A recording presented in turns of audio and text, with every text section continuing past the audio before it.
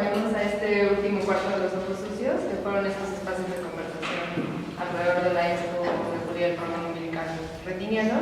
Y hoy justo la conversación es solo entre Sandra, Eric y Willy para discutir el proyecto. Hola. Es el último. Siempre me pasaba toda la semana preparando la presentación y ya no me ganaba en los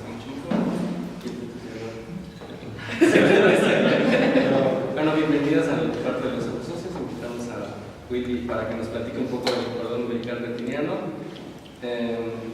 Preparamos una serie de preguntas en relación a las exposiciones y las experiencias que tuvimos con el cuarto de los ojos sucios y con los espectadores respecto a la exposición, y después abriremos una sesión de preguntas.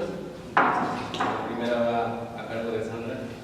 Sí, por favor, y gracias a Julio por acompañarnos y invitarnos, y al espacio también, muchas gracias por la invitación.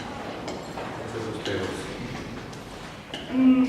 Vamos a plantear una idea de las ideas primero, hacia cómo esas ideas se concretaron en la exposición. Así que puedes empezar, por favor, por contarnos de dónde sale la idea del cordón umbilical retiniano. Fue una experiencia traumática de infancia, no sé. Mira, surge de una referencia del texto de Greenberg, ¿no? De Avant-garde de Kitsch, del primer párrafo, que él utiliza la metáfora del cordón umbilical de oro, ¿no? Para referirse a la problemática de la cultura de vanguardia, que si bien recibe su apoyo es financiada, ¿no? Por la clase dominante, también paradójicamente se distancia de ella, ¿no? El público de la vanguardia es un público ausente, ya la vanguardia ya no se sabe a quién se dirige, ¿no?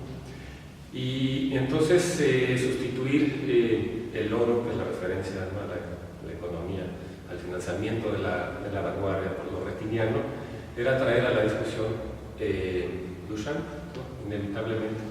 Ese es el trauma que tenemos, que no lo superamos, aparece siempre, ¿no? Y esta categoría de lo retiniano que Duchamp utilizó negativamente para hablar de la pintura, el estatus autónomo que adquiría la pintura vanguardista del comienzo del siglo XX. Él utilizó este término en la década de los 10, más o menos, cuando se estaba separando del cubismo, ¿no? Y de la abstracción en general, ¿no? Que empezaba a cobrar fuerza a principios del siglo XX. Y bueno, pues el título es una revisión de estas categorías que, si bien parecen lejanas, no obstante todavía tiene una carga bastante negativa. Me pasó con algunos pintores que expusieron, ¿no? Cuando veían el título pero a ver, nos estás diciendo retinianos,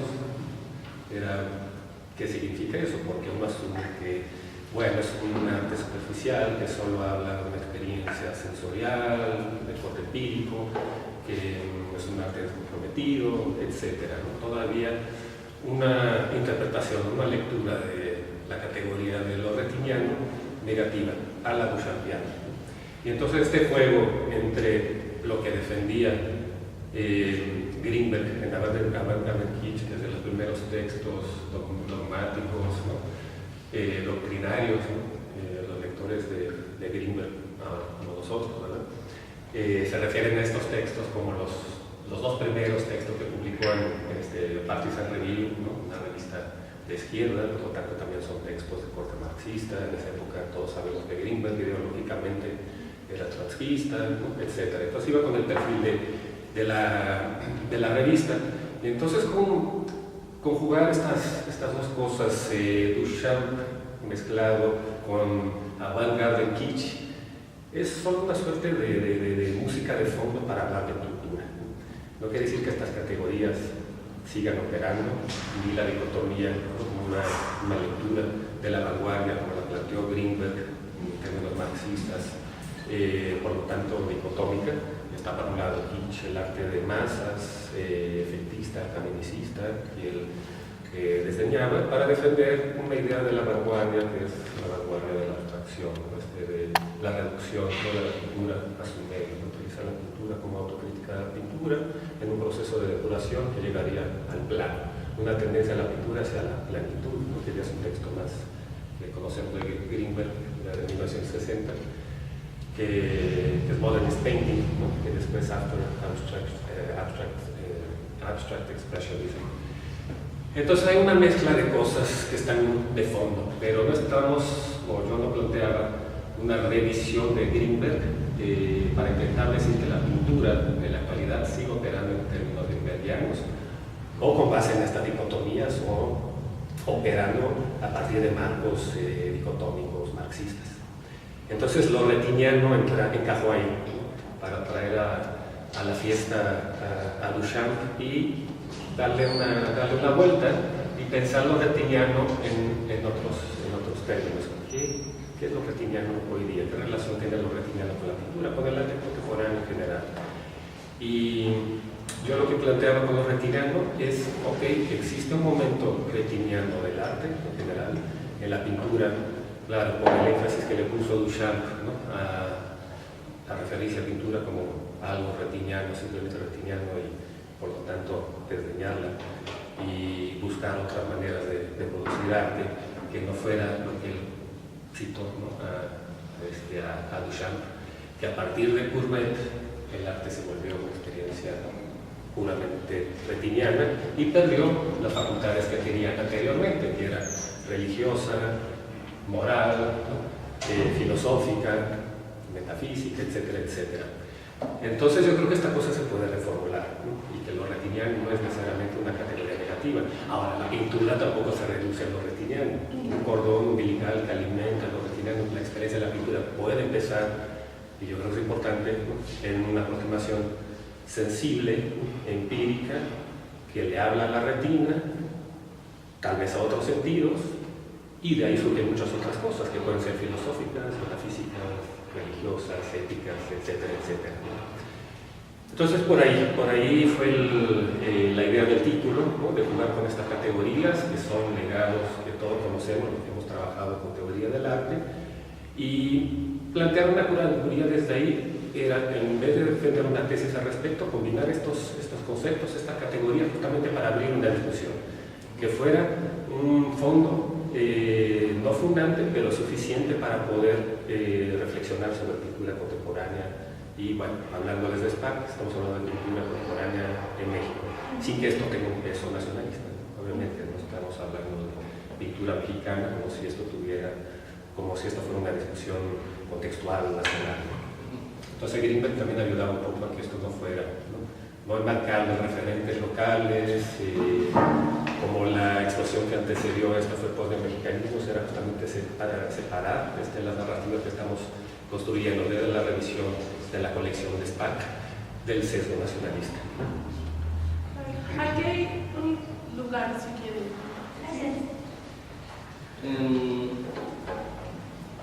También veíamos que en las propuestas, en general en las propuestas curatoriales de las tres primeras exposiciones hay como una unión de estas categorías que parecen contrarias, como lirismo y arte concreto, incluso en ontologías pictóricas. En el texto dice que hay un interés por cuestionar la divergencia ontológica entre la realidad y el hecho pictórico. Parece que hay una relación entre contrarios. Sí. ¿Qué nos podrías contar sobre? Mucho. Todo, por favor. Sí, justamente jugar con los contrarios era otra vez seguir utilizando el recurso de categorías modernas para pensar cómo los artistas hoy día trabajan con estos supuestos, lo que trabajamos en arte o hacemos en toda el arte, curaduría o teoría, pues son nuestras muletillas, ¿no? No podemos deshacernos de ellas inventando una cosa completamente nueva, siempre estamos revisando la historia, yo creo que en la época que nos tocó, y entonces jugamos con estos conceptos, ¿no? Porque hay un fondo teórico en todos estos planteamientos curatoriales, y entonces sumando a la idea del cordón umbilical retiniano, era bueno, ¿por qué no un lirismo, un concretismo lírico? Porque veo que hay muchos artistas que utilizan el recurso constructivista, pero de una manera muy subjetiva, muy abierta, incorporando recursos que están más ligados a cuestiones psíquicas, cuestiones afectivas, de la memoria, y que todas estas cosas sí están montadas, no fundamentadas, pero montadas en la historia del arte, una autoconciencia de la historia del arte, de la historia de la pintura, ¿no? Y era pues hacer énfasis en estos anclajes, ¿no?, que parecen funcionar como guías para la reflexión, no que sean determinantes o descriptivas. No estoy diciendo que esto es concretismo lírico, pero pues, hay concretismo, hay un cierto lirismo y pasan muchas cosas, ¿no?, heterogéneas en esa atmósfera que un título como este puede crear, ¿no?, sin que sea determinante. Mira, el curador impone esto y entonces todos estos artistas están encajonados en esta cosa. Eso ya no se vale, ¿no? Creo que no funciona, ya está superado. Entonces son sugerencias a invitar a pensar desde la historia del arte, la teoría, ¿no?, del arte, las categorías que conocemos desde la modernidad, que las arrastramos, a veces están ahí de fondo, ¿no?, son parte de una atmósfera más que algo prescriptivo o, bueno, descriptivo, ¿no? No hay un determinismo, ¿no?, en el uso de estas categorías. Creo que la curaduría está pensada en estimular reflexiones más que defender una reflexión, ¿no?, tanto público como si aquí viniera a defender, y esta es mi tesis y a ver quién me puede rebatir esta idea. No va por ahí, sino yo creo que la metodología curatorial es no solo de lo que hemos estado haciendo en pintura, pero en general el programa del SPAC tiende a esa apertura, un modelo curatorial abierto, ¿no?, que excita una reflexión y que todas estas dinámicas son las que están abonando a lo que vamos construyendo respecto, en este caso específico, pintura en México. Y lo de ontología, claro que eso no existe, ¿no? Ontología de la pintura, o sea, en todo hay una pequeña provocación también, ¿no? Creo que el humor, la provocación ayuda también a crear un ambiente reflexivo, no académico. Hay muchas de estas cosas que yo creo que en términos de académicos no son aceptables. Pero entonces un poco evocar textos que si bien han sido discutidos académicamente, pero introducirlos en un marco curatorial abierto nos permite también una reflexión sobre algunos temas de la filosofía que puede ser tan dura como la filosofía primera, la ontología, según Aristóteles, podríamos echar verbo filosófico al respecto, pero lo interesante es si Greenberg intentó hacer, o su narrativa al final apostaba por una definición de la pintura, que era la definición del medio de la pintura, como el medio define lo que es la esencia de la pintura, ¿no?, por lo tanto es la autodefinición de la pintura. Hay un trasfondo ontológico que él mismo luego se dio cuenta y dijo, no, pues esto es descabellado. Y entonces traer a colación nuevamente la idea de la ontología es, más allá de la reflexión del medio, como la depuración del medio, la reducción de la pintura a su medio, es como muchos artistas, pintores contemporáneos reflexionan sobre el medio, la representación de la pintura como realidad, la pintura como tema de la pintura, ¿no?, estas tautologías que estaban presentes en las narrativas de Greenberg, pero estamos viendo obra realista, obra neoacadémica, abstracción, diversos lenguajes de la pintura y que ya no están supeditados a una narrativa única, ¿no?, lo cual yo lo celebro, ¿no?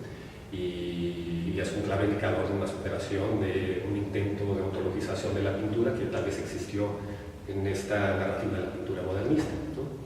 Era un poco por ahí también, ¿no?, jugar con esta idea suponiendo que es imposible hablar de una ontología de la pintura, ¿no? Era eso.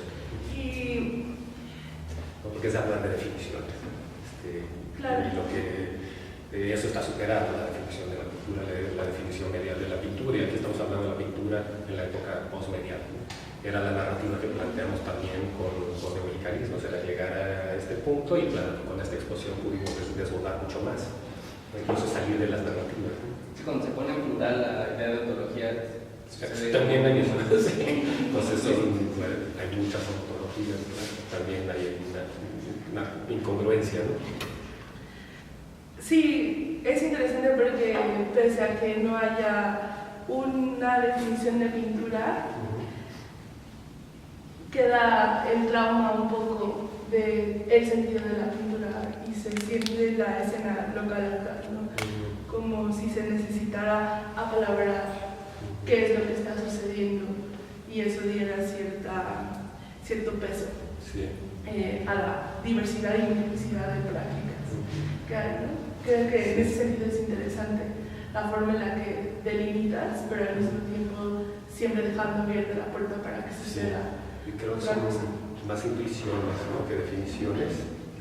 Entonces este juego con esta terminología que intentaba defender algo, al evocarlo hoy día, simplemente son intuiciones más que categorías definitorias o cerradas, ¿no?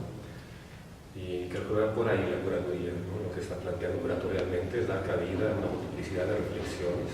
Y claro, sugieres, estimulas para que surjan estas reflexiones.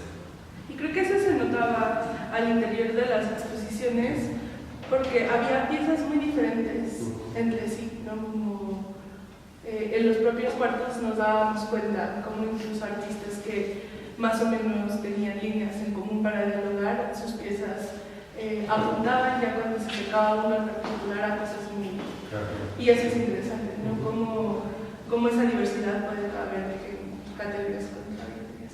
Pero ahora nos podrías contar un poco cómo a partir de este bagaje teórico de historia y teoría del arte que tienes, llevaste a cabo la selección de los pintores, si hacías visitas de estudio, como qué tipo de red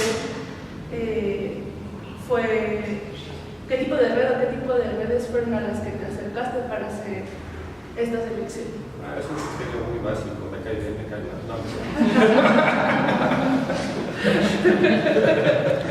No, bueno, esto está en la ontología, ¿no? No, sí, eso yo creo que es una parte muy importante también, o sea, de entender la metodología curatorial, ¿no? Podemos hablar de una metodología. Y las investigaciones de SPAC en realidad son visitas de estudio, ¿no? Están basadas en lo que sucede en las visitas con los artistas, la cosa que platicamos.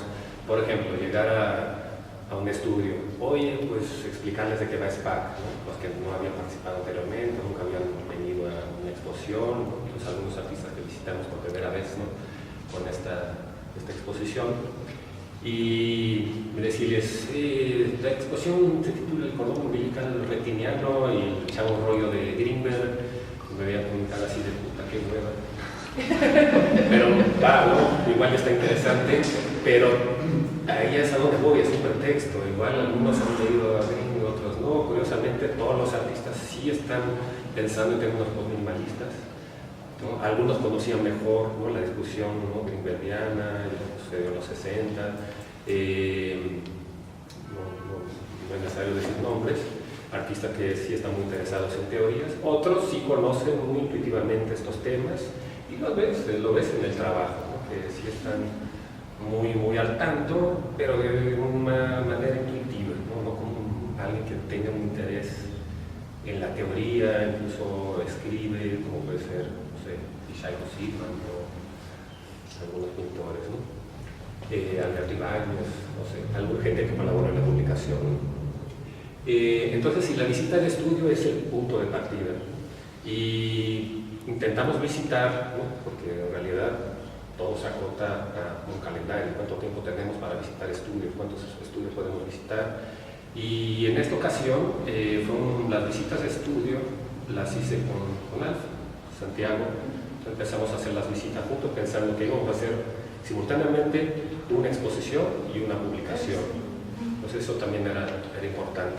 Entonces sí, una apuesta muy grande, sobre todo hablando de pintura, de la visita de estudio, porque claro, hay muchos artistas contemporáneos que la visita de estudio se puede hacer en cualquier lado, porque en realidad es una computadora, ¿no? Uno ve proyectos, no necesariamente son objetos que uno ve en un estudio. En el caso de la pintura, sí, uno va a ver la pintura, esto, ¿no? Tiene la experiencia de la cosa en sí, ¿no? Y lo cual es muy bonito también.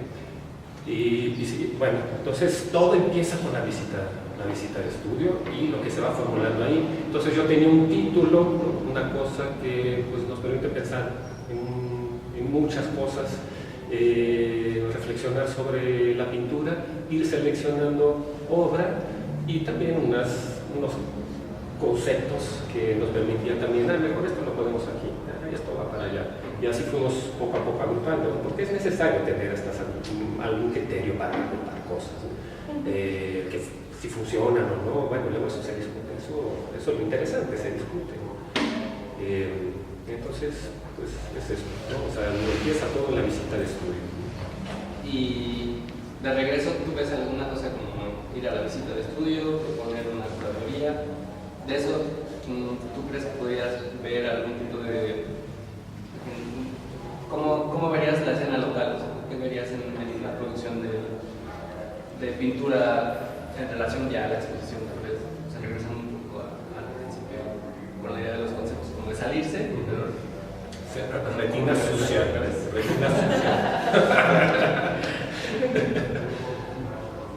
Mira, pues es un momento donde sí se está produciendo mucha pintura, ¿no? Y hay una mezcla de generaciones también, ¿no? Porque empezamos visitando la revisión de la colección, que son nuestros pintores justo después del mexicanismo, que ya se están separando, ¿no? De las referencias nacionalistas, alegóricas, ¿no?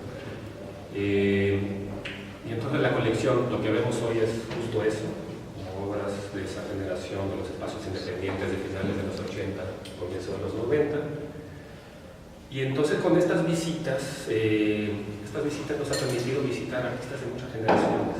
Y es muy interesante que surge, hoy día hay una generación de pintores muy interesante, muy informada, porque cada vez los artistas en los 90 ya estaban muy informados, su trabajo está muy informado de la historia de la pintura, eso tiene la pintura, ¿no? Tiene todo ese bagaje de la historia, ¿no? De la pintura detrás. Y pues pintores jóvenes, muy informados, muy atentos a la teoría, pero muy sueltos, muy intuitivos.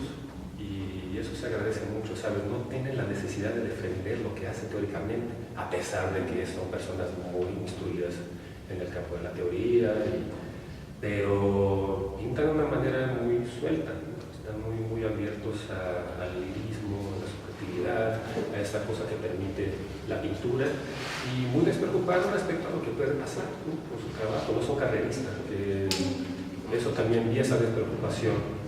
Y entonces yo creo que eso trae unos resultados fabulosos, ¿no? Sí he visto pinturas, pero no, que sí vale mucho la pena, ¿no? Dedicarle tiempo y revisar qué está pasando con la pintura en el campo del arte contemporáneo, ¿no?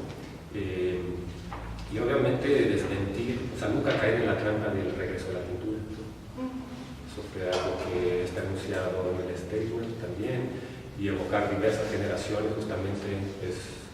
La pintura siempre ha estado ahí, se ha contextualizado de distintas maneras, se ha discutido de distintas maneras, y ahora es un momento de, importa poco el contexto de la pintura en términos de un registro contextual nacional,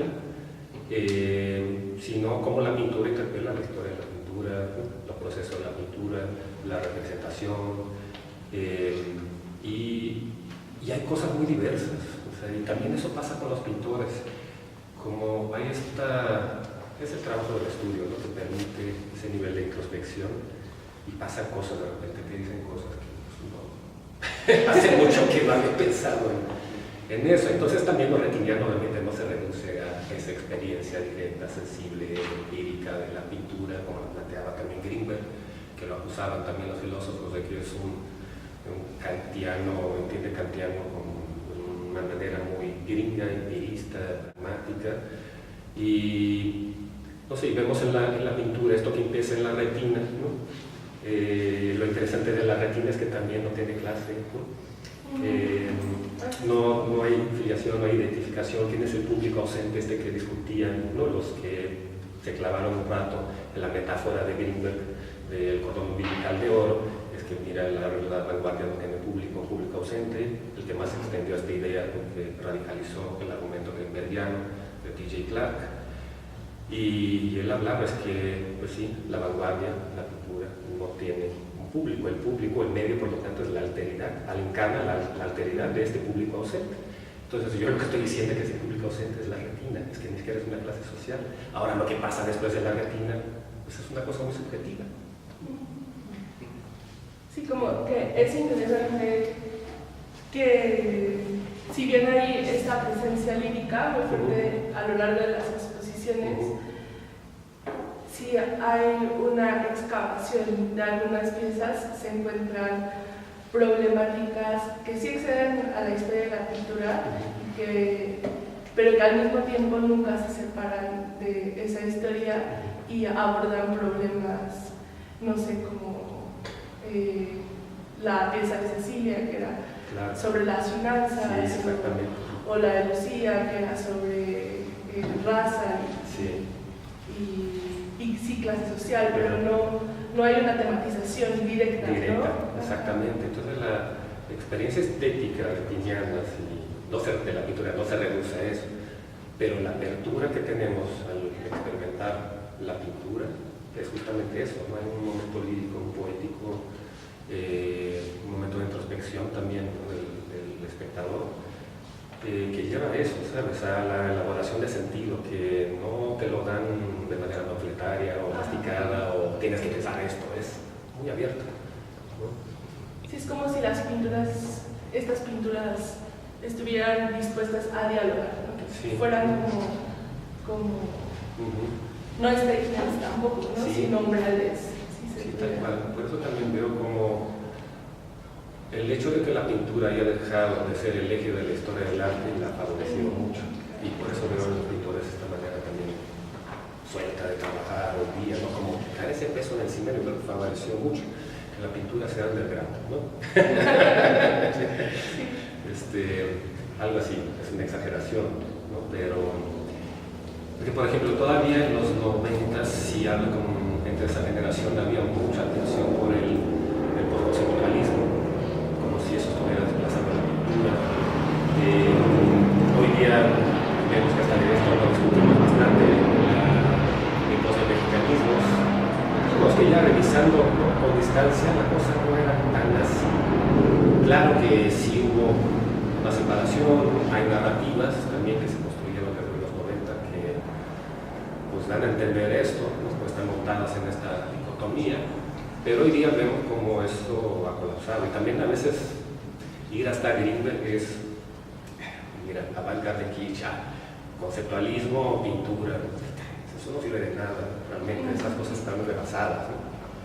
Creo que los pintores son más conceptuales que mucho conceptuales, ¿no? Podríamos decir, porque una reflexión sobre el medio, una reflexión sobre la pintura, sobre la convención, cómo esta convención ya se desbordó, la discusión sobre la convención de la pintura ya no tiene tanto caso. Por ejemplo, esto lo planteó otro de los textos que extienden, ¿no? La reflexión grimbergiana, que polemizó con T.J. Clark, fue Michael Fried, ¿no? Y publicó un texto que se tituló How Modernism Works. Él decía, no era que la narrativa grimbergiana iba a llegar a la esencia de la pintura, ¿no? En esa depuración, en esa reducción hacia el medio, sino más bien lo que estaba discutiendo es la convención misma, y si hay una convención hay un pacto, debe de haber un pacto. Y lo que pasa con las vanguardias es que cada vez que se rompe una convención se rompe ese pacto entre artistas, jugadores, público. Ahora sabemos que esto se sostiene porque existe una cosa que se llama institucional, pero entonces era la discusión sobre el medio, ¿no? Y es muy interesante también lo que planteaba Michael Fried, porque él decía que la convención, o sea, la pintura es algo que puede ser defendible, ¿no? En un momento específico, sea lo que sea, es solo una convención, es solo un acuerdo, ¿no? Y hoy día hay muchos acuerdos. Entonces, por eso hablar de lo retiniano, que realmente no estamos especificando un grupo, una clase, una élite, ¿a quién va dirigido del cordón umbilical retiniano? ¿A quién se dirige? No, el medio es la alteridad encarnada. No, el medio es la retina. Pensemos que es la retina y de ahí pueden pasar muchas cosas, ¿no? Esa alteridad es la retina o algo, el cuerpo, ¿no? un aparato sensorial que recibe, ¿no?, algún estímulo y tiene una experiencia estética de algún tipo y pues abre sentido, ¿no? Sí, eso también era interesante, como en varias piezas la aproximación no solamente ojo, pintura, Sí. multiplicidad de verdades. En la exposición pues dejamos un muro entero, el que tiene más perforaciones, y claro, es una referencia que la pintura deja su huella, la pintura la colgada muro. Hay esta relación de la plenitud todavía con el muro, es una convención que se mantiene y esa es la huella de la prueba del crimen, ¿no? Pero es un gesto curatorial, ¿no?, que también sube una capa y deja en evidencia al mismo tiempo que somos autoconscientes, no solo del medio pictórico plano, sino del modelo de formato expositivo que pues, estamos jugando con la idea de pintura del salón, ¿no? Ese tipo de cosas que son muy autoconscientes en los que hacemos curaduría, los curadores, ¿no? Hoy día ya no te puedes hacer inocente respecto a esas cosas, ¿no? Por lo tanto es válido dejar la huella, ¿no? Tiene un criterio, se justifica y también agrega algo, es un enunciado respecto a la exposición de pintura, cómo se expone pintura, ¿no?, y sobre el formato de la pintura y demás. Se pueden empezar muchas cosas, ¿no? Sí, sobre el cubo blanco. El color blanco, sí. Y una vez que pues, ha concluido este ciclo, ¿cambiarías alguna cosa? ¿Agregarías algún Artista. Muchos. El problema es que sí son los que están, pero nunca están todos los que son, ¿no? Es muy difícil y hicimos muchas visitas de estudio, la lista es muy larga, ¿no?, de gente que está considerada para la exposición del programa de pintura, pero claro, también tenemos limitantes de formato, espacios, ¿no?, tal cual, ¿no? Y tiempos, calendarios, en fin, ahí hay una cosa más pragmática de logística también, ¿no?, que uno debe de tener en consideración y por lo tanto definir qué tanto puedes exhibir en tanto tiempo, ¿no?, y en tal espacio. Y inicialmente teníamos 7 núcleos, ¿no?, era una exposición con 7 exposiciones. Y claro, después nos sentamos Laura, Esteban, ¿no?, y pinche Billy, ¿estás loco?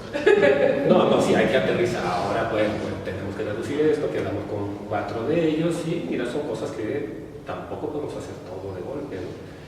Y seguir con las visitas de estudio, eso es muy importante, es un trabajo continuo, buscar itinerancias para las exposiciones, la publicación es, claro, es equivalente, pero tiene el mismo peso que la exposición, no es tan excocéntrico el programa de SPAC. De hecho, creo que si ven las publicaciones andan por ahí, ya van triunfando. Y sí, claro que hay mucha gente que me hubiera gustado que estuviera en esta, ¿no? Pero sigue el programa. Sigue el programa, exactamente. Y lo interesante es que podemos hacer muchísimas y nunca lo vamos a notar, ¿no? Eso es un hecho, ¿no? Esto sí, y por lo mismo también pensar curadurías abiertas, ¿no?, es importante por lo mismo, porque no estamos cerrando, todavía no es el momento de empezar a cerrar y no caer en la trampa de intentar definir y que el curador asuma una voz autoritaria respecto, ¿no?, a lo que está pasando en pintura, sino sugerir cosas, provocar discusiones y dejarlo abierto, ¿no? Como que pensar justo de cuando no está el cordón, sino post-neomexicanismos, viaja, por ejemplo, a Puebla, se añaden cosas, ¿no? O sea, también, eso también. Como que las exposiciones que hacen aquí en SPAC están Sí, son abiertas dispuestas para a añadir, exacto. En las itinerancias Entonces, aprovechamos para hacer el mismo modus operandi, visitar estudio, insertar artistas de las distintas localidades a donde se exhibe la muestra y se van sumando, ¿no? Se van sumando cosas también, aprovechar las itinerancias, ¿no?, como un paquetito cerrado, pero eso te permite también tener una interlocución con la institución que la recibe, con el curador, y dependiendo de qué tan abiertos estén, podemos, ¿no?, referir muchas cosas, ¿no?, incorporar muchas cosas a la exposición. Sí, también hay una serie de actividades que permiten eso, o sea, pensar la publicación al mismo tiempo que la También. la exposición, estas pláticas, cómo fue desarrollándose esa idea relacionada a la exposición. Sí, las pláticas, digo, también es muy interesante que SPAC hoy ya tiene un programa de actividades, un programa educativo, se sumó Ana también al equipo, está con toda la parte pedagógica, pero también cada exposición trae invitados, como en el caso a ustedes, ellos estaría bien hacer algo con Cuarto de Ojos Sucios, que cruzara la exposición, que pudieran armar también un discurso paralelo que cruce, en fin, muy abierto, ¿no? Muy abierta la invitación. Y con esto también vale la pena mencionar el trabajo que hizo David Miranda con el pabellón, el teorema en concreto del libre comercio, que fue una pieza que se fue adaptando a cada uno de los núcleos, y también David propuso diversas actividades, ¿no? Activaciones del mismo pabellón que fueron parte de un programa pedagógico, y surgieron muchísimas cositas, muchas cosas que llevan a la pintura más allá de lo visual también, a pesar de la intensidad visual que tiene la pieza. Hubo experimentación sonora, ¿no? Un taller de prácticas postpictóricas, que fue un trabajo sonoro, que mutilaron, canibalizaron los textos de Greenberg, y de ahí hicieron sonidos, y de ahí surgió un proyecto muy interesante también, puede ser otra publicidad, sonido asqueroso, que curiosamente, bueno, son varias etapas, pero algo que fue muy significativo fue ese taller. Yo llegué al taller, vi lo que estaban haciendo, y había un micrófono, una cosa llevó a otra. Entonces el SPAC se presta, ¿no? a ese tipo de experimentos, ¿no? Proyectos que incluso arrancan de aquí y luego toman su propia vida, ¿no? Como fue el caso del museo con el taller de David, ¿no? Que surgen muchas cosas de los ejercicios, las dinámicas colaborativas, surgen pues gente que empieza a colaborar más allá de lo que sucede en el taller, o bien colaboraciones entre curadores, artistas, que tampoco están delimitadas por el medio de la exposición y su temporalidad, ¿no? Eso yo creo que son cosas que pasan cuando se plantean curadurías, un modelo curatorial o de programación abierto como es la ciudad de SPAC. Pues pasamos a las preguntas del público. Gracias. Gracias.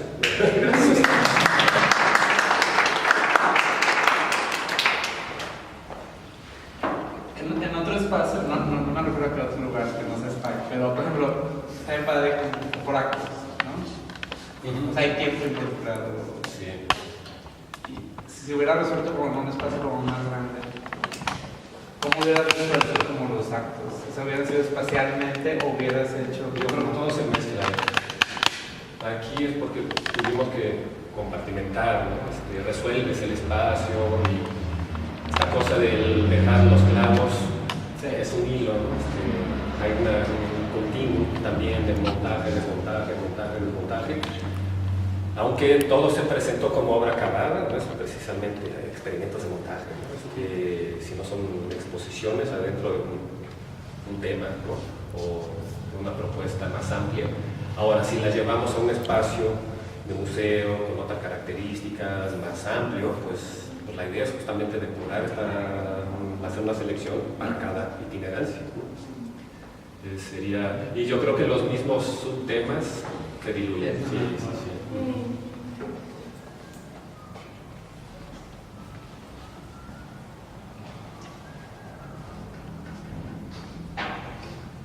Todos pasaron a ver la exposición.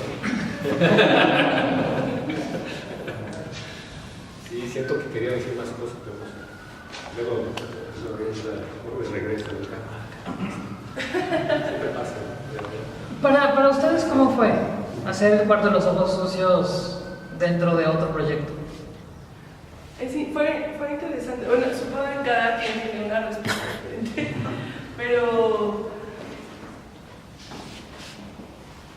nunca habíamos trabajado con un marco teórico que estuviera delimitando las piezas.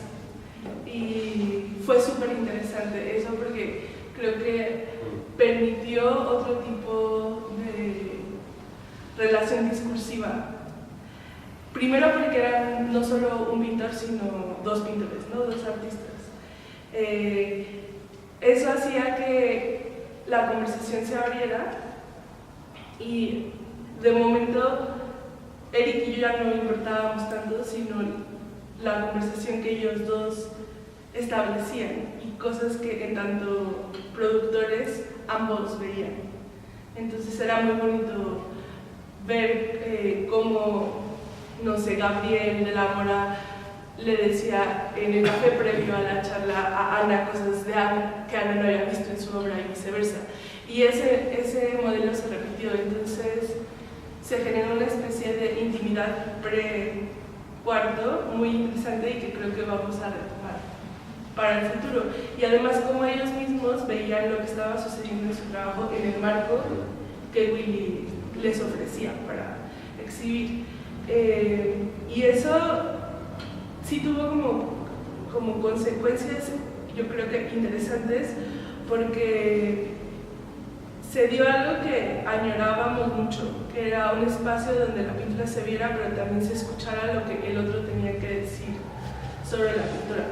Entonces lo que hubo fue una escucha mucho más humilde, como mucho más paciente, en donde no se trataba tanto como en los primeros cuartos que fueron en Bikini, que era más la idea que cada quien tenía sobre la pintura y discutirlas, y como decía Willy un poco, ya llegabas con tus teorías para confrontarlas, como que se desaceleró el contexto del marco curatorial y que fueran los artistas desaceleraron los prejuicios, en el mejor sentido de prejuicio.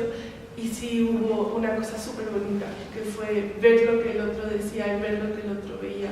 Entonces ya cuando se llegaban a las sesiones había una especie de enamoramiento interno entre los artistas y nosotros sobre sus procesos.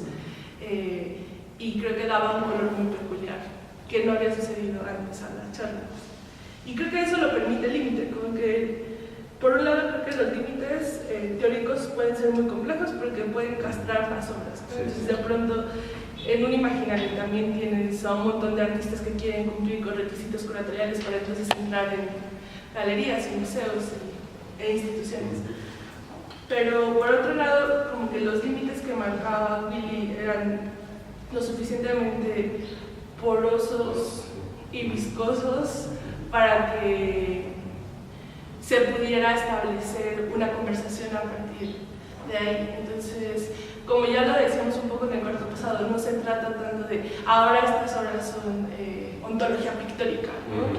Sino más bien en tanto ontología pictórica podríamos navegar a los particulares para ver qué eran, para ver por qué estaban en ese marco, pero siempre yendo al particular, viendo que se desbordaban. El artista se aproximaba a todos esos detalles, como que dimensionó de una manera interesante algo que antes era solo, no solo, pero un artista hablando de su pieza, y le añadió unas dimensiones bien interesantes.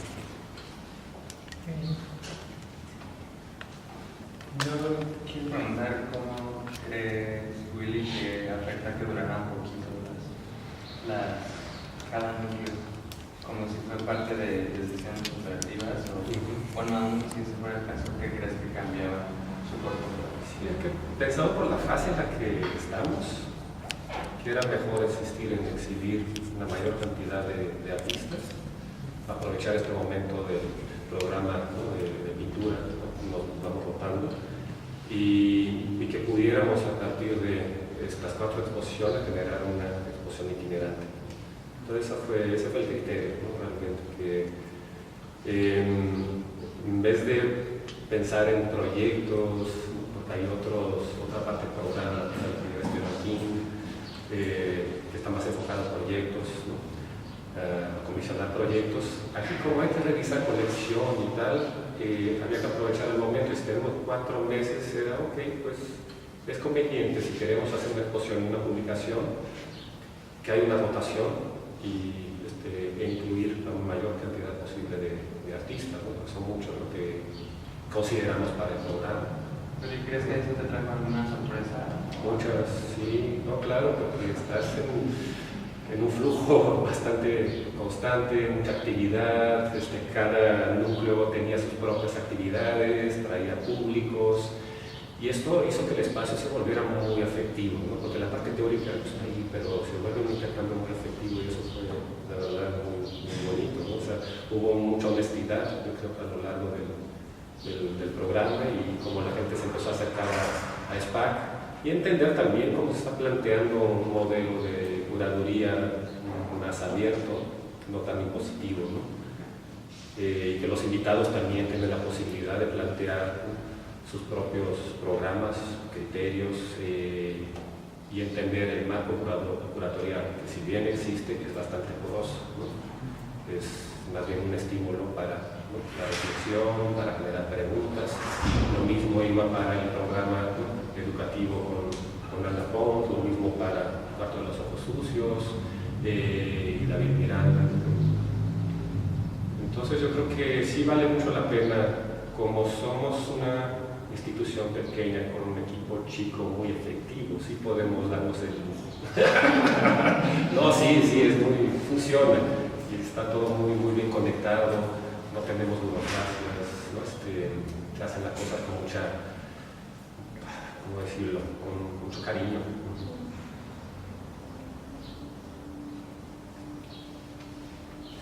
Somos una comunidad hippie. Casi. No asqueroso. Pues igual si ya no hay más preguntas, cerramos. Muchísimas gracias. Muchas por la gracias. invitación.